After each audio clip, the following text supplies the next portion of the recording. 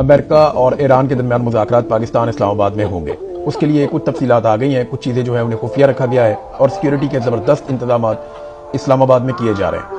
یہ اسلام آباد کے لیے بڑا امپورٹنٹ ٹائم ہے کہ اسلام آباد میں ایک بڑی جنگ کے خاتمے کے لیے مذاکرات ہو رہے ہیں۔ اسرائیل یہ جنگ بندی نہیں چاہتا، اس کے لیے مختلف چیزیں جو اسرائیل نے کی ہیں وہ میں آپ کے ساتھ ابھی شیئر کر دیتا ہوں، جس میں سب سے بڑی چیز یہ ہے کہ لبنان کے اوپر شدید ترین بمباری کی گئی۔ اس سے پہلے کبھی بھی لبنان پہ ایسی بمباری نہیں ہوئی اسرائیل کی جانب سے جیسی بمباری وٹنس کی گئی کل کے دن میں۔ یعنی جو کچھ وہاں پہ ہوا پورا یورپ جو ہے وہ اس کے لیے آواز اٹھا رہا ہے۔